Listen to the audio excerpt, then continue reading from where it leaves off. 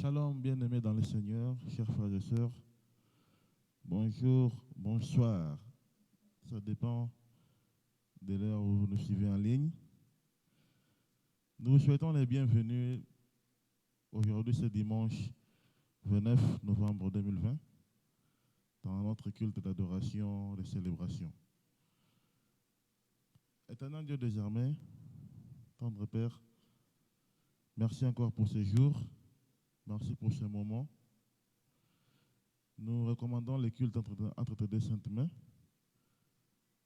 Utilise chacun dans son domaine selon ta volonté. Nous t'avons ainsi prié au nom de Jésus-Christ, qui est notre Seigneur et Sauveur. Amen. Lèvons-nous dans la présence de notre Père pour l'adorer.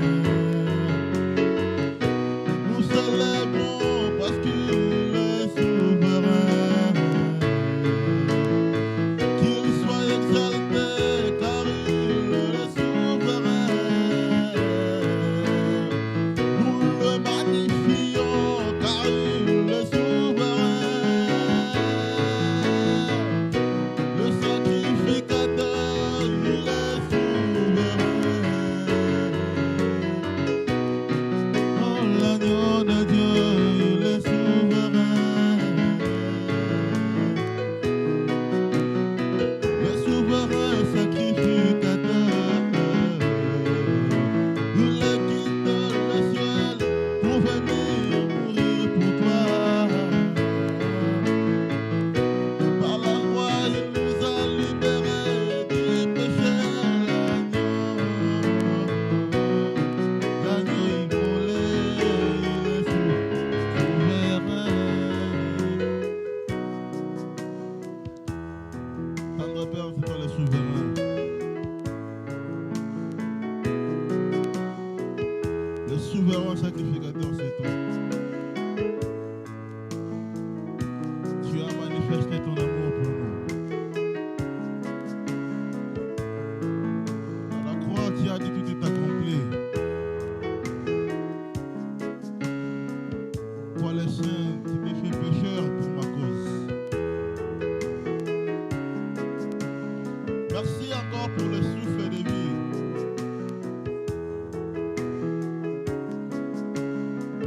Seigneur, être endormi et se réveiller chaque jour n'est pas par nos efforts.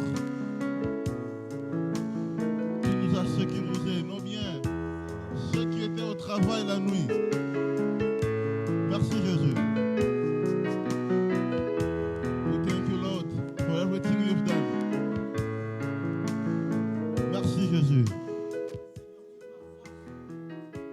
Merci Seigneur. Merci Jésus, merci.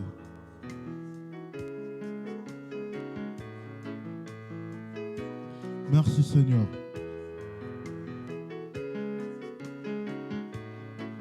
Il n'y a pas de Dieu comme toi.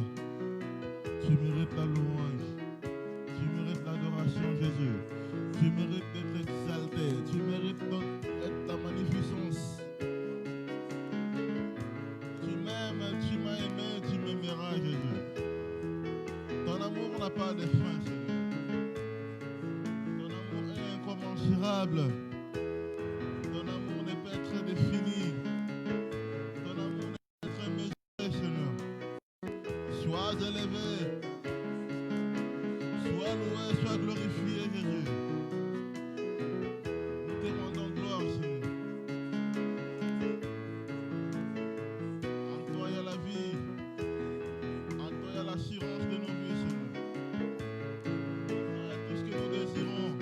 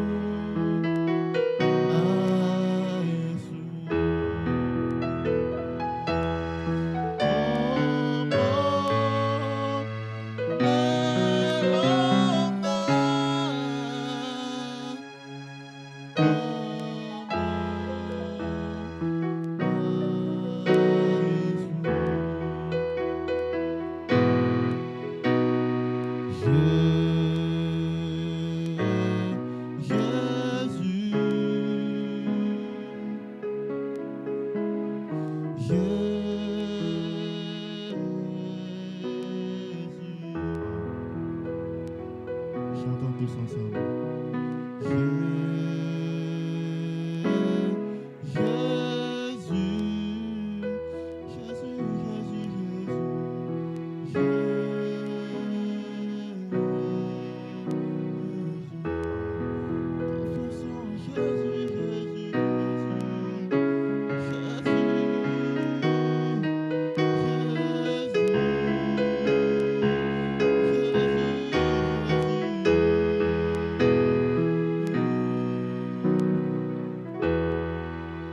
Les noms. Les noms tout-puissants. Tout-puissants.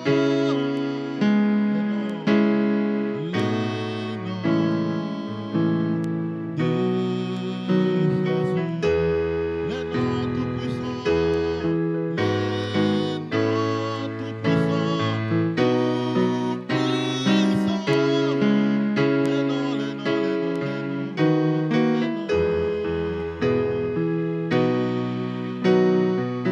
les noms victorieux, les noms victorieux, les noms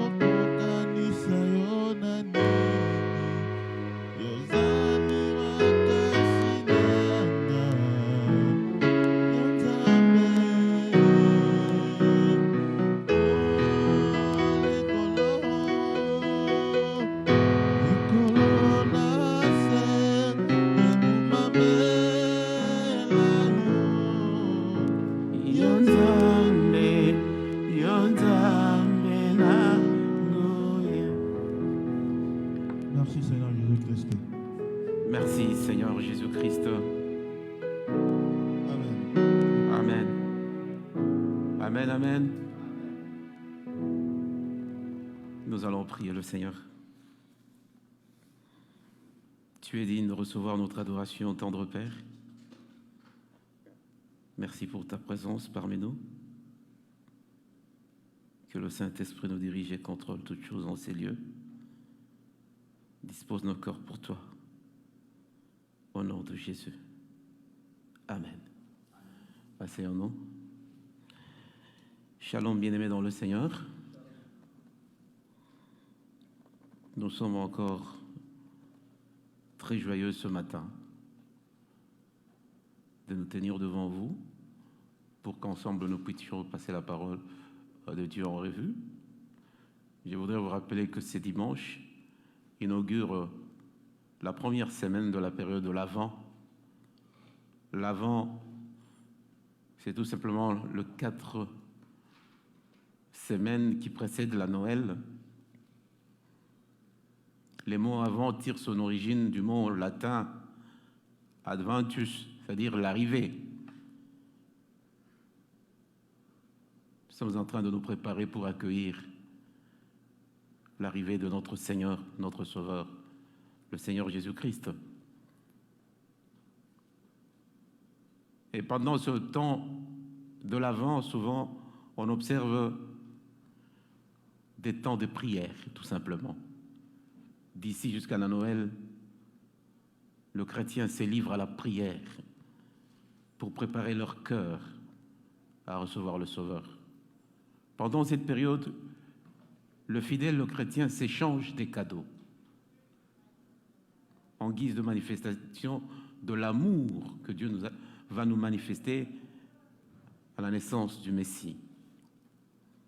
Pendant cette période de l'Avent, les gens sont en train de décorer les églises, les maisons, tout simplement pour dire que Christ doit venir dans un beau cadre.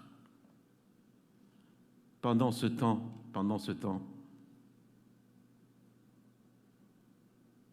il y en a qui jeûnent. Je crois que certaines églises, surtout donc les églises catholiques, qui font de jeûnes de 40 jours pendant ces temps de l'Avent. Bien avant cela, nous avons un peu défini l'Avent, ou positionné l'Avent. Nous voulons inaugurer ce premier dimanche, ou la première semaine de l'Avent, avec un texte de Jérémie 33. Nous allons lire le verset 14 jusqu'au verset 16.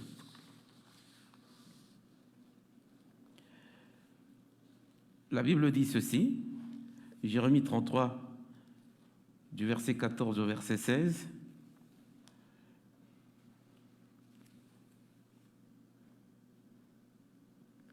Voici que le jour vienne, oracle de l'Éternel, où j'accomplirai la parole de bonheur que j'ai dite sur la maison d'Israël et sur la maison de Juda. En ces jours-là, en ce temps-là, je ferai germer à David un germe de justice. Il pratiquera le droit et la justice dans ce pays.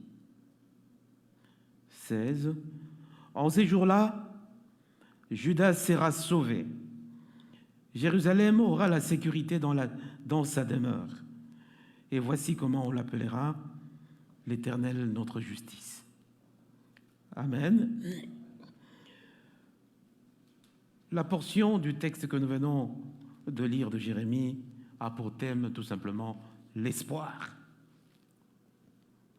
L'espoir, pourquoi? Parce que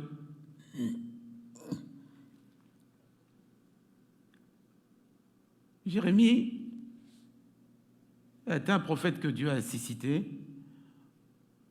au moment où Israël était d'abord divisé, Israël au nord et Juda au sud, à cause de problèmes tout simplement de politique, d'héritage.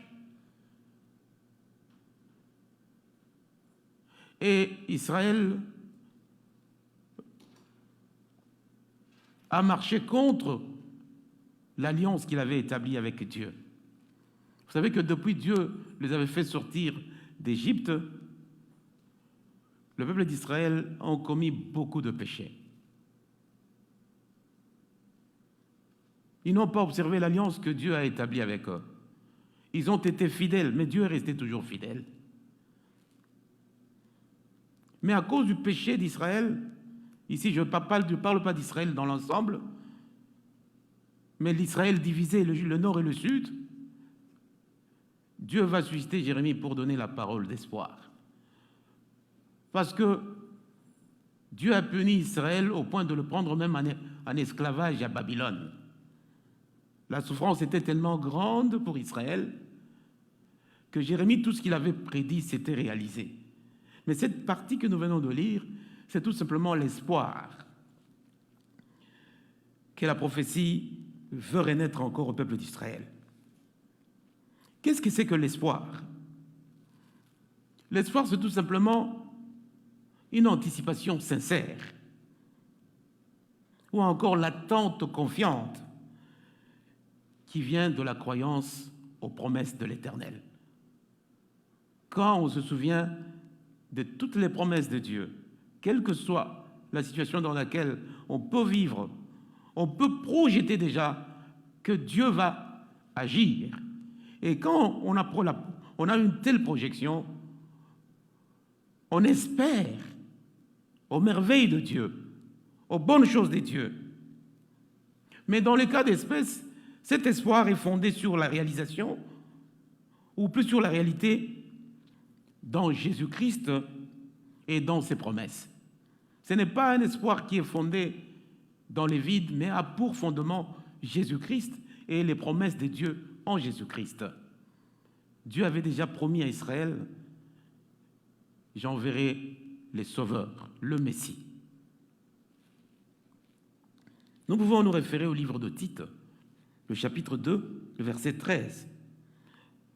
La Bible dit « En attendant la bienheureuse espérance et la manifestation de la gloire de notre grand Dieu et Sauveur, le Christ Jésus-Christ. » Amen. Donc, l'espoir, quelle que soit la situation dans laquelle tu peux te trouver aujourd'hui, mon frère, ma sœur, qui peut chercher à t'ôter la paix du cœur, qui peut troubler ton cœur, souviens-toi que Dieu t'a promis la joie, la paix, la victoire en Jésus-Christ. Amen. Il y a lieu donc d'espérer. Jean 6, 47 dit, en vérité, je vous le dis, c'est lui qui croit à la vie éternelle. Nous avons toujours revu plusieurs fois le mot croire. C'est la confiance, c'est la foi. Notre foi, ce n'est pas dans un homme, ce n'est pas dans notre travail, ce n'est pas dans les choses, dans le matériel. Notre foi a pour fondement le Seigneur Jésus-Christ. Si nous croyons que Jésus-Christ est Dieu, que Jésus-Christ est le Fils de Dieu, qu'en lui nous pouvons avoir toutes choses, comme Israël peut espérer, nous aussi nous pouvons espérer. Que tout ce qui peut n'est pas marcher.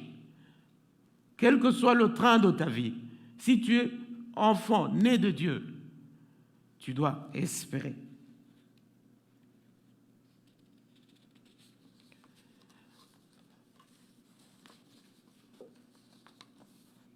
Nous voulons présenter même le livre de Jérémie d'abord. Qui est Jérémie? Qui a écrit cette lettre, cette prophétie? Jérémie est un prêtre israélite qui a travaillé et vécu à Jérusalem pendant les dernières décennies du royaume méridional de Juda, c'est-à-dire le royaume du sud. Juda était au sud quand Israël était divisé, Israël au nord, Juda au sud, avec Jérusalem. Jérémie a été appelé en tant que prophète pour avertir Israël des conséquences de la rupture de l'alliance avec Dieu.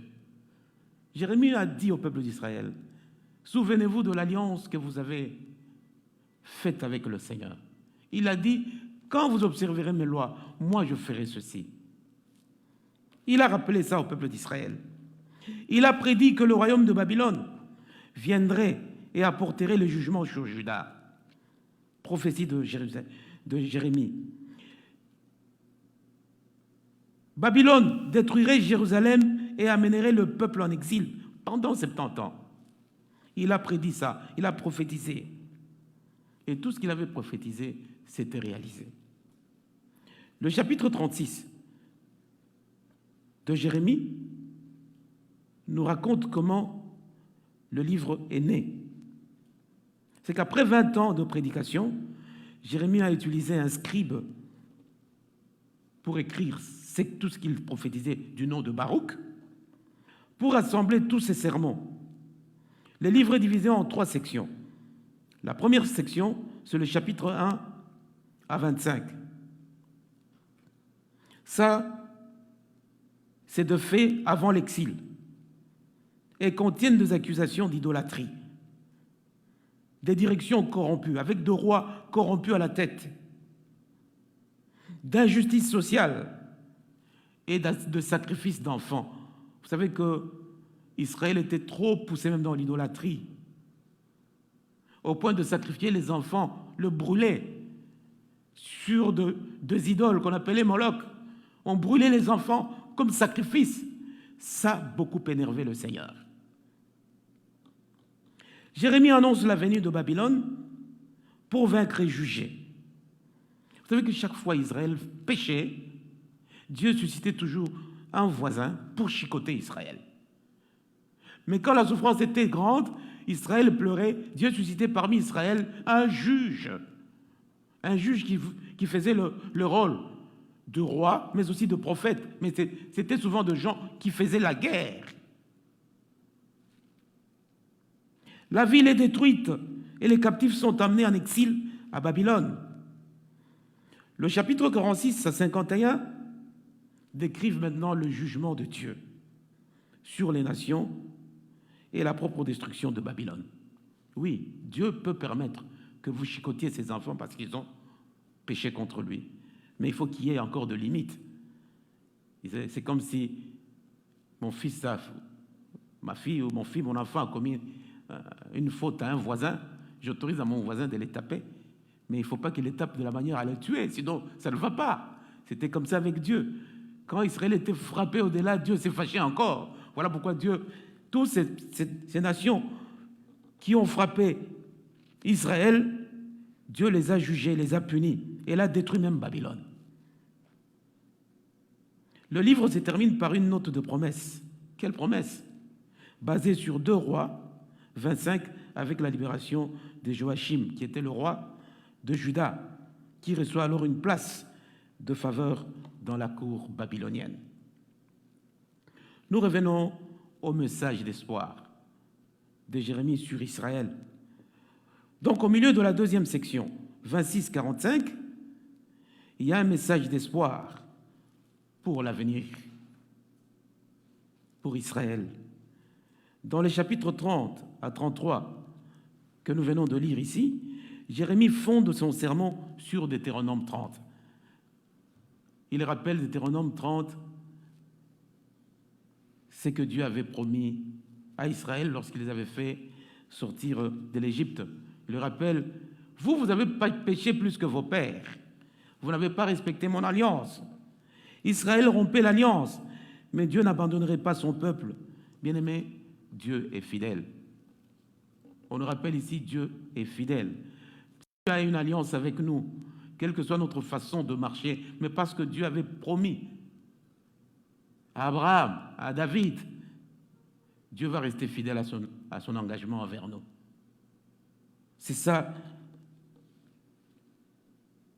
que la Bible nous dit. Israël rompait l'alliance. Israël romperait-il l'alliance? Mais Dieu n'abandonnerait pas son peuple. Dieu rétablirait Israël et Juda. Ça, c'est Jérémie 30. À ce moment-là, face à cette promesse, les gens chantaient. Le chant rayonnait de la bonté du Seigneur. Et en cet effet, Dieu établirait une alliance, une nouvelle alliance. Il dit, dans Jérémie 31, « Je mettrai ma loi en eux et je l'écrirai dans leur cœur. » Lorsque Dieu met sa loi à nous, il est inscrit dans notre cœur, c'est-à-dire nous devons lui retourner. Il s'agit d'un réveil spirituel. Si nous avons longtemps marché contre Dieu, nous allons nous souvenir maintenant de son alliance et nous allons lui revenir marcher selon sa volonté. Et Dieu va remettre la joie dans nos cœurs. La promesse d'une alliance et d'une restauration éternelle, c'est ça la promesse. Dieu va renouveler son alliance, il va restaurer. Le peuple d'Israël croyait que Dieu avait abandonné son alliance quand ils ont souffert à Babylone. Mais hélas, il n'en était pas ainsi. Dieu gardera une alliance éternelle avec David. Et l'accomplissement se trouve donc en Jésus-Christ. Nous pouvons lire 2 Samuel, le chapitre 7. Nous pouvons lire Jérémie 23, 5 à 6, Ésaïe 9, 6, 5, Luc 1, 31, 33, et même Apocalypse 22, le verset 16, montre toujours comment Dieu garde son alliance, comment Dieu reste fidèle à nous. Bien-aimés dans le Seigneur, beaucoup de fois nous trahissons notre alliance, notre engagement que nous avons reçu le jour où nous avons reçu Jésus, lorsque nous sommes entrés dans la famille des enfants des dieux. Nous avons promis au Seigneur de le suivre toute notre vie, de le servir, de l'aimer de toute notre force, de toute notre âme, de toute notre intelligence. Mais regardons comment nous marchons envers le Seigneur, comment nous aimons notre Dieu. Nous trahissons, mais Dieu reste fidèle. Regardez ce que Dieu fait pour vous. Aujourd'hui, vous n'avez rien fait. Dieu vous a donné le souffle de vie. Corona est là. Qu'est-ce que vous avez fait pour éviter de vous retrouver à l'hôpital sous la ventilation? Dieu vous nous aime, il garde son alliance. Dieu rappelle à Israël, quand bien vous vous détournez de mon alliance, je ne vous abandonnerai pas, parce que moi je fais alliance avec vos pères, avec vos pères. Notre Dieu, c'est un Dieu fidèle. Alléluia. Nous pouvons être infidèles plutôt, vaciller à tout bout de champ, changeant selon les circonstances. Quand je n'ai pas l'argent, je suis différent. Quand j'ai l'argent, je suis différent. Mais Dieu ne change pas.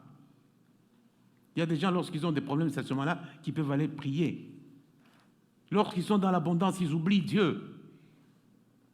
Et il faut que Dieu envoie la misère pour que tu lui reviennes. Il est fidèle.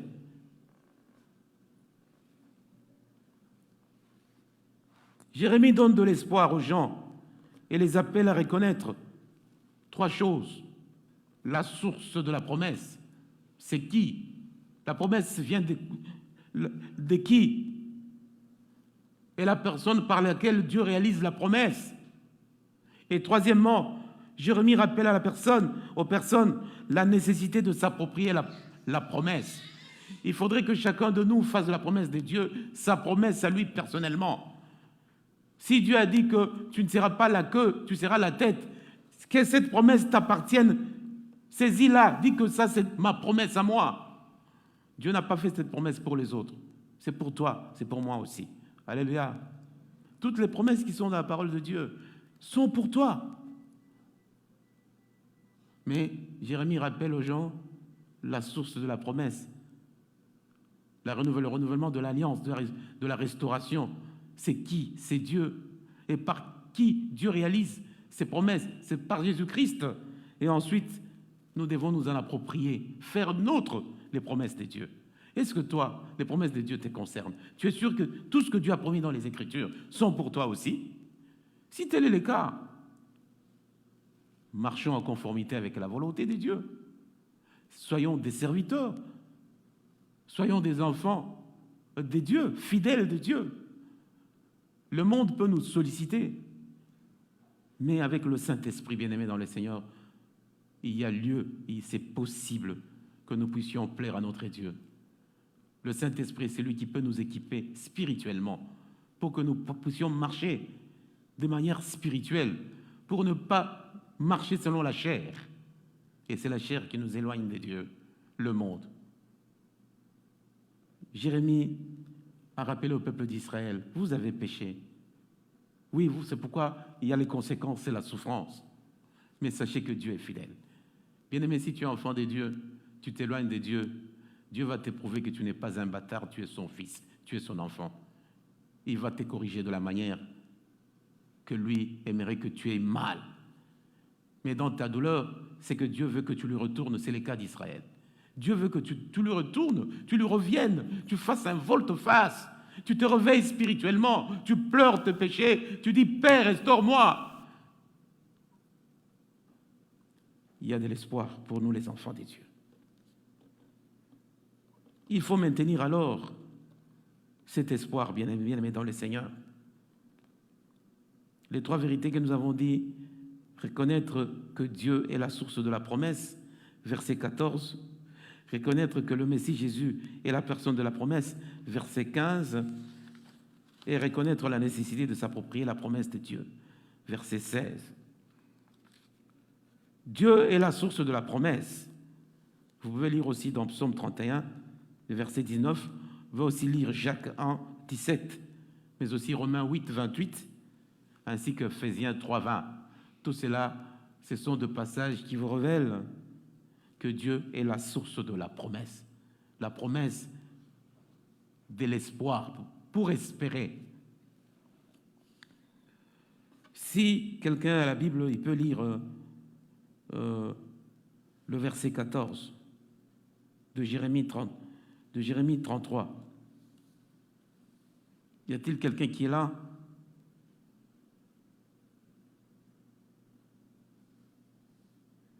Oh, je lis pour vous. Jérémie 33, le verset 14 dit ceci. Voici, les jours viennent, oracle de l'Éternel, où j'accomplirai la parole de bonheur que j'ai dite sur la maison d'Israël et sur la maison de Juda. Dieu est la source de la promesse. Jérémie parle de la fidélité des dieux à tenir ses promesses. Il dit, alors le Seigneur m'a dit, tu as bien vu, car je veille sur ma parole pour l'accomplir. Dieu veille sur ses promesses pour les réaliser. Si toi tu peux dire quelque chose, si moi je peux dire quelque chose à quelqu'un, mais nous ne le réalisons pas, ce n'est pas ça avec notre Dieu. Dieu, quand il dit quelque chose, il le fait toujours. Et il le fait à son temps à lui. Le temps Caïro, pas non le temps chrono de la montre. Dieu le fait à son temps. C'est la fidélité de Dieu.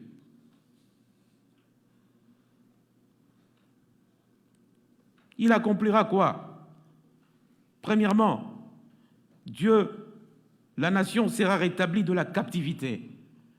Tous les enfants d'Israël emportés dans la captivité, dans l'esclavage, Dieu va les retourner dans leur terre.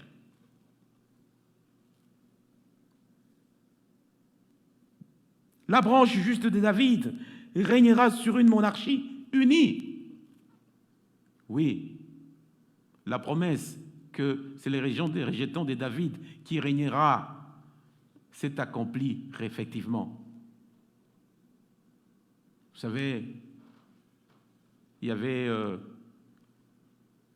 les règnes des enfants de Jacob et d'Ésaü, mais Dieu avait dit que c'est les enfants de Jacob d'où proviendra le Messie. Et ça s'est réalisé.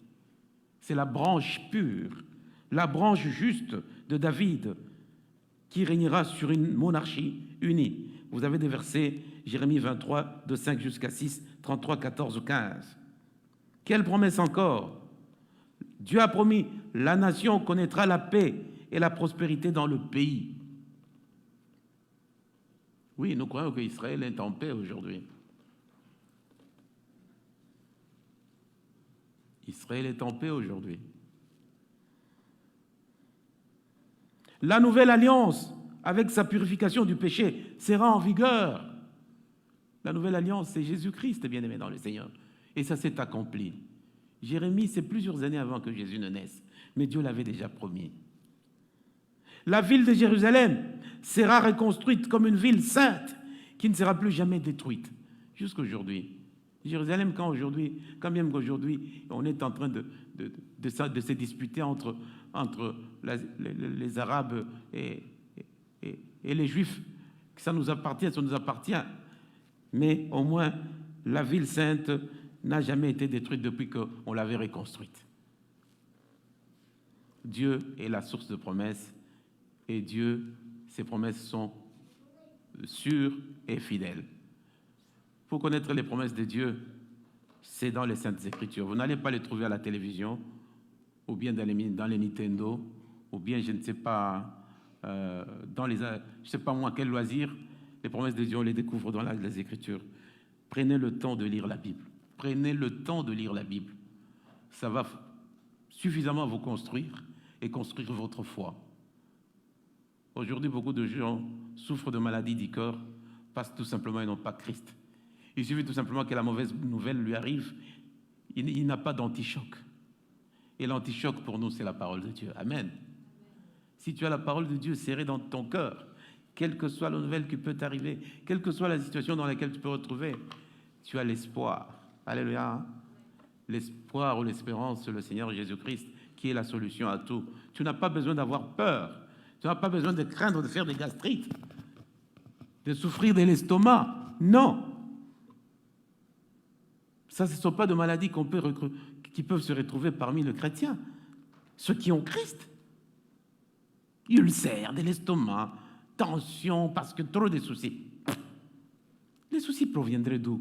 Toi, tu es le fils du grand roi. Quel problème qui peut te bousculer alors que tu as toutes les promesses de Dieu d'être vainqueur, victorieux? Bien-aimé, le temps par lequel tu peux passer, ça va passer aussi. Ça ne va pas rester toute ta vie comme ça collé. Je peux te dire que c'est tout simplement une petite virgule dans ta vie. Ce n'est pas un point. Ta vie continue. Et elle continuera dans plusieurs facettes. Seulement, nous avons besoin de la foi, de la confiance. Une confiance pas aveugle, mais nous avons dit basée sur un homme, Jésus-Christ.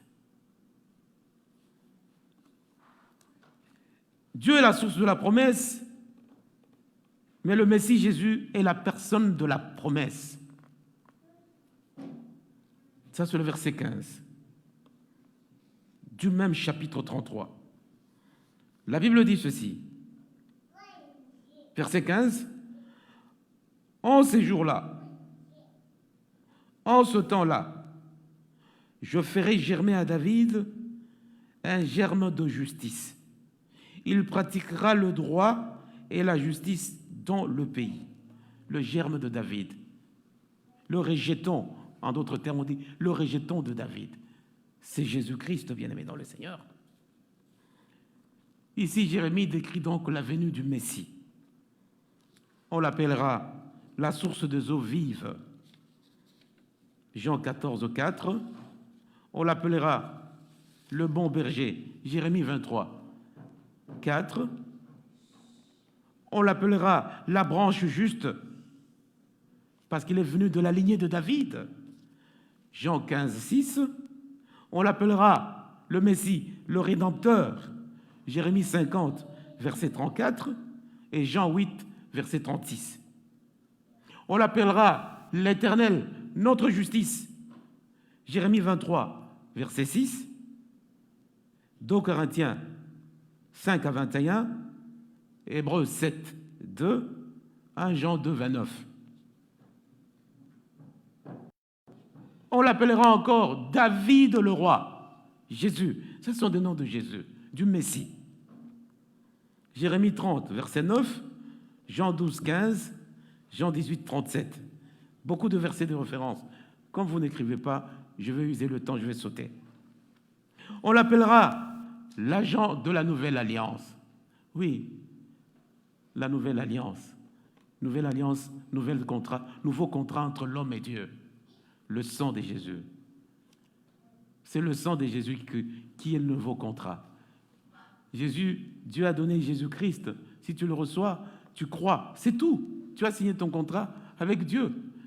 D'espérer. Parce qu'on a dit, celui qui croit à la vie éternelle. c'est l'espérance. Troisième chose, vérité, sur l'espoir, c'est la nécessité pour nous de s'approprier la promesse de Dieu.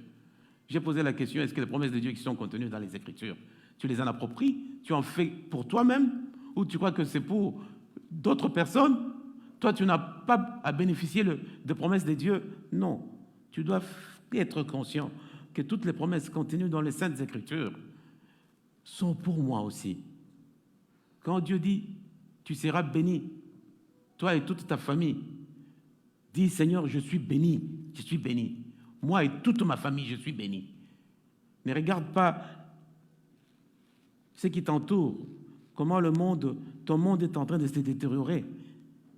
Tu n'as pas l'argent, tu n'as pas ceci, tu manques ceci. Ça, ce sont les réalités du monde. Et nous, les enfants de Dieu, nous ne naviguons pas avec la vue. Si nous pouvons naviguer, c'est avec la vue de la foi. Alléluia. Parce que la vue nous montre les réalités. Or, nous ne sommes pas les gens qui vivent selon les réalités. Quand tu vis avec les réalités, tu vas couler. Regardez le disciple qui avait demandé à Jésus s'il peut marcher sur les eaux. Jésus lui dit, oui, tu peux marcher, vas-y. Il est allé sur les eaux, il a commencé à marcher quand il avait le regard sur Jésus. Quand il a voulu regarder maintenant la réalité, l'eau, qu'est-ce qu'il a fait? Il a commencé à couler. Bien-aimés dans le Seigneur, nous n'avons pas regardé les réalités de la vie telles qu'elles sont. Nous sommes dans un monde spirituel. Alléluia. Nous sommes dans un monde spirituel. Et toutes les choses, nous devons les saisir de la manière spirituelle, avec une vision des enfants des dieux. Et quand tu regardes toutes les choses spirituellement, tu vas tout banaliser. Tu diras, Seigneur, tu es merveilleux. Quel que soit ce qui peut arriver, tu vas seulement glorifier le Seigneur. Alléluia. J'ai consolé une nièce qui a perdu son enfant. L'enfant n'était pas malade. Elle me dit, l'enfant n'était pas malade. Elle pleurait. J'ai eu mal. Je lui ai dit, Dieu a donné. Et Dieu a fait quoi? Il a repris. Glorifie-le. Glorifie-le. Ça, c'est l'attitude chrétienne. Ça fait mal parfois les situations de la vie, les réalités de la vie. Mais nous n'avons pas à nous baser sur les réalités. Il n'y a rien qui peut nous arriver si Dieu ne le permet pas. Parce que le diable n'est pas plus fort que le Dieu. Quand Dieu permet, dites merci Seigneur. Tu es celui qui essuiera mes larmes. Et tu es celui qui va créer en moi l'espérance, l'espoir. Tu vas tout restaurer pour moi. Je crois, Seigneur, que tu vas restaurer.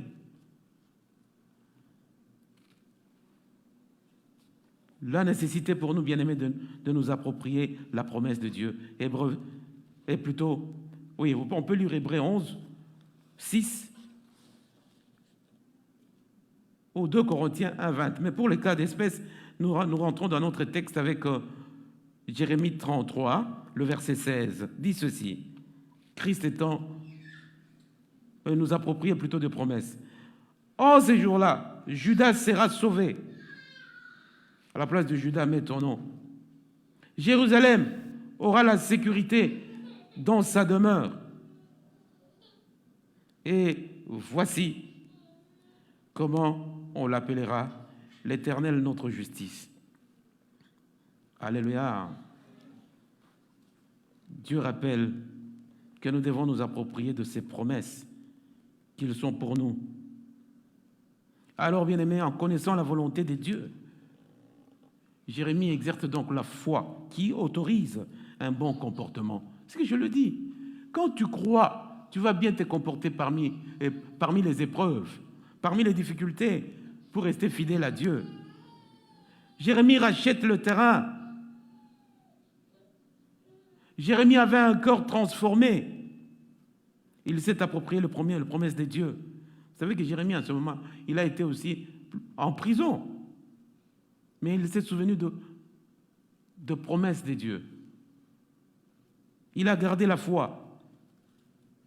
Jérémie donne le nom du Messie en 23, verset 6. Et le même nom est ici donné à Jérusalem parce qu'elle participera à sa nature. la nature divine de Jésus, qui lui a été donnée. Les habitants alors peuvent avoir le même nom que le Messie s'ils reçoivent le don de la justice dans la foi offert par le Messie. Nous nous appelons chrétiens aujourd'hui. Nous avons le nom de Jésus. Alléluia. Hein? Parce que nous l'avons accepté. Et ayant le nom de Jésus, le Sauveur, sur nous, on nous appelle de chrétiens, les gens qui ont Christ en eux. Comment devons-nous prouver le contraire au monde, que le monde est au-dessus de nous? Ou le monde doit être sous nos pieds parce que Jésus a écrasé? Jésus a vaincu le monde. Nous devons espérer, bien-aimés. Nous avons le nom, le tout-puissant nom. Vous pouvez lire ça dans Genèse 15, 6, Galates 3, 6. Alors, pour terminer, qu'est-ce que nous allons retenir comme résumé du passage? Bien-aimés, Jérémie apporte ici l'espoir à un peuple qui était dans le péché et la rébellion. Comment? En adorant d'autres dieux, de faux dieux, y compris le culte de soi. Le culte de soi, c'est-à-dire quoi? Les gens se prenaient beaucoup plus importante que Dieu. Et l'utilisation du pouvoir religieux ou gouvernemental pour exploiter, opprimer le peuple. Non seulement que le peuple péchait, même le pouvoir, les autorités, le roi. Cela a abouti comme conséquence, bien-aimés, à la souffrance et au jugement des dieux. Nous savons comment Dieu a jugé Israël par rapport au péché. Alors, l'espérance durable se trouve donc en reconnaissant que Dieu interviendra activement dans nos affaires. Pourquoi nous pouvons croire que Dieu va intervenir dans nos problèmes? Tout simplement parce que nous avons dit dans le texte que nous avons fini de terminer que Dieu est amour. Dieu est amour. Dieu est juste. Il est bon, il est fidèle. Il a un avenir béni pour ceux qui s'approprient ses promesses. Par la foi. Alléluia. Dieu a un avenir béni pour toi qui t'approprie ses promesses par la foi. Je n'aimerais pas entendre quelqu'un dans l'Église se plaindre de sa vie, bien-aimé. Je n'aimerais pas. Je ne le souhaiterais pas. Quelle que soit la situation que tu vis, ne te plains pas. Ne nous plaignons pas, bien-aimés dans le Seigneur. Nous sommes ceux-là qui pouvons donner les goûts au monde. Si nous, qui sommes enfants de Dieu, nous sommes observés par ceux qui n'ont pas le Seigneur, que nous sommes le plus plaintifs, comment notre vie ne marche pas, quelle espérance nous pouvons donner au monde de venir à Christ? Ils viendront gagner quoi alors? Non, bien-aimés, soyons toujours positifs en nous appropriant par la foi. Je dis par la foi parce que la réalité c'est autre chose. Par la foi, confiance en Christ, confiance en Dieu, qu'il est celui qui tient ses promesses. Il les réalise à son temps.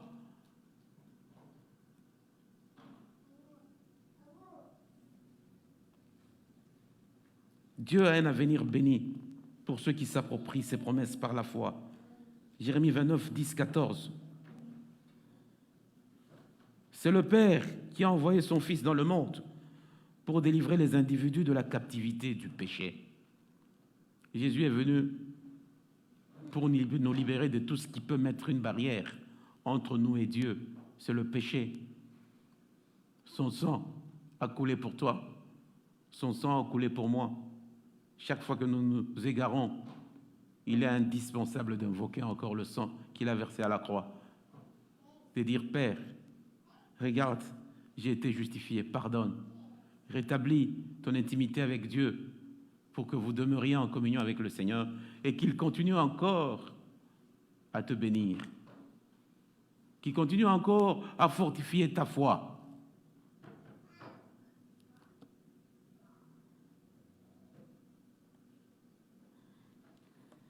Nous devons invoquer, nous devons nous repentir et lui donner la seigneurie et l'autorité sur notre vie.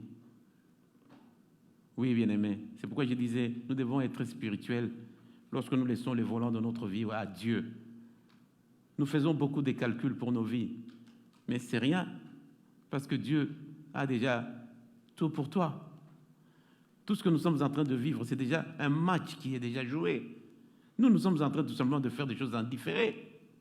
Alléluia. Hein? Nous sommes en train de faire des choses en différé. Qu'est-ce que tu vas changer à ta vie? Dieu a déjà tout programmé, bien-aimé dans le Seigneur. Fais-lui seulement confiance. Fais-lui seulement confiance.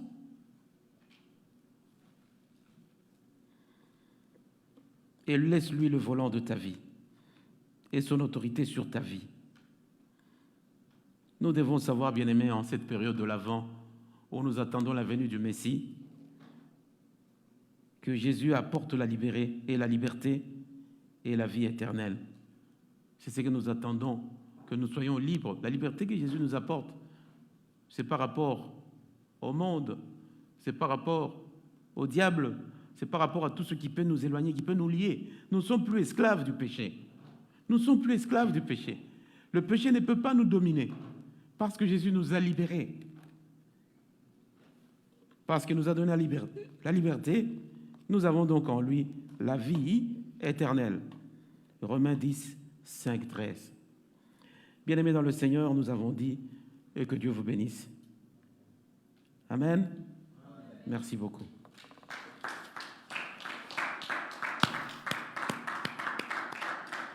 Merci beaucoup.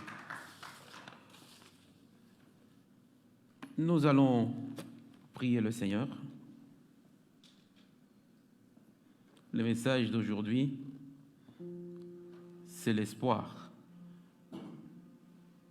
pour nos vies, vie terrestre, vie dans l'au-delà.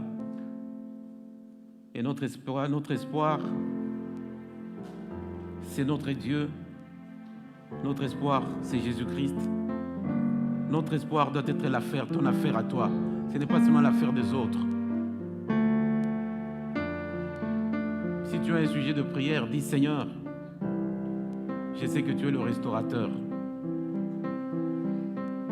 Merci parce que par Jésus-Christ le Messie, tu as d'abord restauré ma vie avec toi.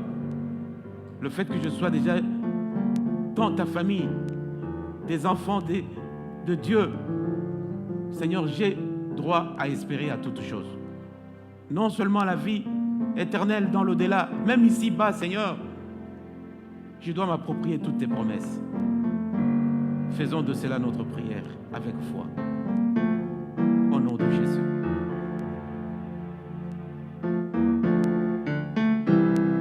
Merci Seigneur Jésus. Merci notre Dieu pour ce message d'espérance.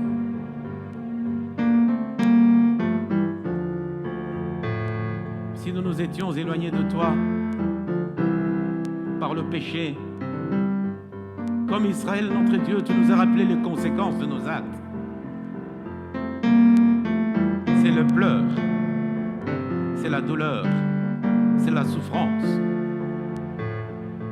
Mais Seigneur, lorsque nous sommes infidèles à toi, la Bible nous dit que toi, tu restes fidèle à tes promesses. Tu n'échanges pas, Seigneur. Voilà pourquoi ce matin, nous avons la joie de t'avoir pour Père. C'est lui qui nous a tout promis par Jésus-Christ, en qui tu as réalisé notre Dieu, et tu comptes réaliser pour nos vies tes promesses, Seigneur. Jésus est venu pour nous libérer, pour nous annoncer une année nouvelle,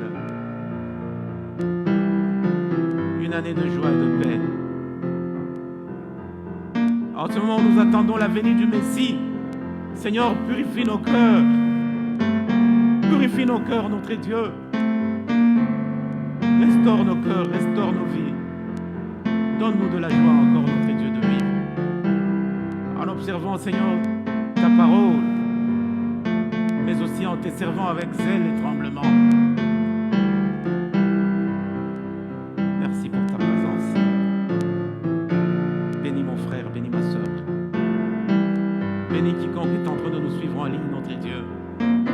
quiconque est en train de prier avec nous, Seigneur, en ce moment, loin de ces temples, au téléphone, à l'ordinateur, Seigneur, que ta main le touche, notre Dieu.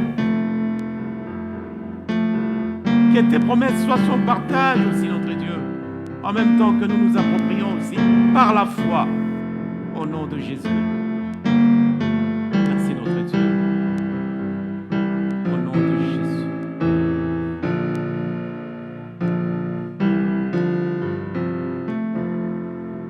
Oui, on peut chanter cette cantique. Amatina Nicolo. Entre-temps, nous répandons nos âmes vers Dieu.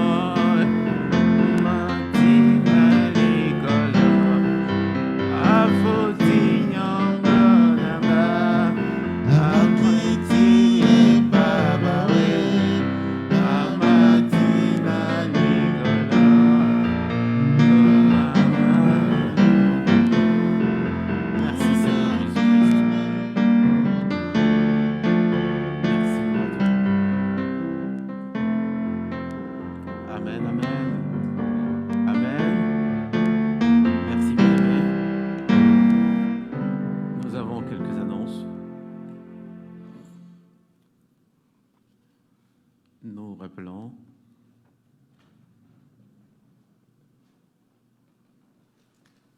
que le 6 décembre, il y a encore une saison musicale pour le service en anglais. Ça sera le samedi ici à 19h. Si vous serez disponible, venez adorer, chanter pour le Seigneur avec le pasteur Jared, le frère Dag et les autres adorateurs au service en anglais. Le dimanche 7, nous aurons un temps de décoration. Nous allons décorer le temple. Je crois, c'est le même dimanche où nous aurons un culte jumelé. Si ce n'est pas celui-là, je vais m'informer. Je crois que ce sera l'autre dimanche, le 14, où le pasteur John va venir revenir encore à Manchester pour nous enseigner un peu, parce que normalement, il devait prêcher au culte en anglais, mais moi j'ai dit non. Il y a longtemps qu'on l'a vu. Il y a longtemps qu'on l'a vu. Et j'aimerais que nous ayons un culte jumelé. J'ai proposé ça au pasteur Jared. Il a été d'accord. J'ai dit non, nous devons avoir un seul culte. Comme ça, nous aurons l'occasion de saluer aussi le pasteur John qui nous a laissé il y a longtemps. Ça sera donc à 10h. Nous allons pousser ceux de 9h30 vers 10h et nous de 11h vers 10h. Donc, réservons un accueil chaleureux à notre missionnaire qui est déjà rentré chez lui, mais qui va revenir parce que tout simplement, Jared ne sera pas là, il va voyager. Donc, il viendra couvrir, il viendra nous enseigner autre chose que cette période de l'Avent, je crois. Et puis, il y a le frère James qui a perdu son oncle au Congo. Il est éprouvé. Merci pour vos réactions. que vous avez présenté sur notre groupe, présentant les condoléances. C'est très gentil de votre part. Il y a Maman Agrippine aussi qui a perdu son oncle paternel, toujours au Congo. Merci pour les gens qui sont allés dormir avec elle. Je vois Maman Aimée. Maman Agrippine m'a dit qu'elle était là aujourd'hui, elle a passé la nuit là-bas. C'est très bien. Vous voyez, quand nous enseignons des choses, nous voyons que vous le mettez en pratique. Ça fait toujours du bien. Que Dieu vous bénisse pour l'obéissance à sa parole. Je ne sais pas, il y a encore un communiqué pour la Noël, je crois. Oui, ma soeur, tu peux parler. Tu as la parole? Oui? Tu as la parole? Où est Peter? Il a dit arrêter la transmission, je crois.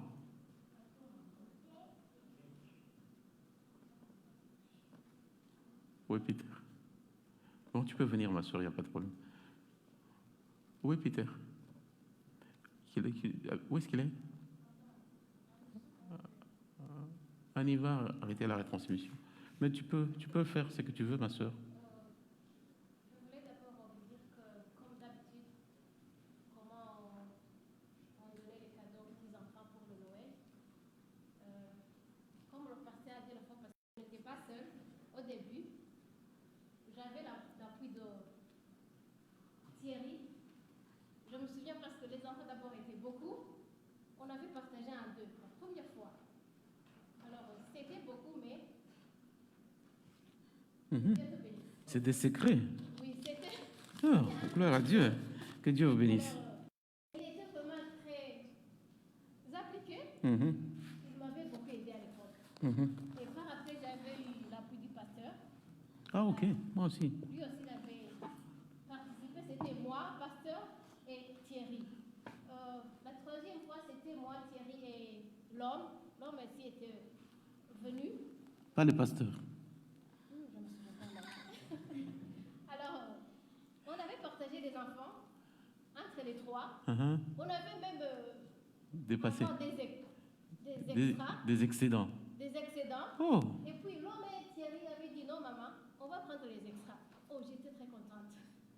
Que Dieu vous bénisse, mon frère. Alors maintenant, il y a un changement. Je préfère à ce que tout le monde s'applique. J'ai le nom des enfants ici.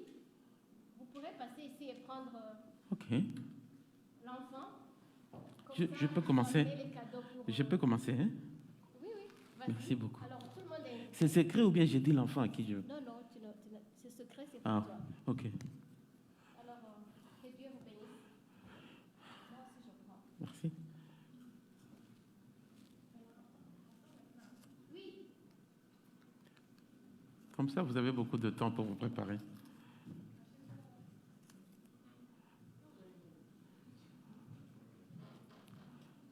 Et comment tu vas faire le suivi, ma soeur? C'est pas que tu ne sais pas. J'ai dit que les cadeaux vont venir quand... Mais et si je n'amène pas les cadeaux, comment tu sauras que c'est? Tu écriras le nom sur le cadeau. Non, maintenant là, si j'oublie d'amener les cadeaux, comment toi tu sauras que cet enfant manque les cadeaux? Je t'ai vu, tu as pris l'enveloppe. Mais tu sais pas.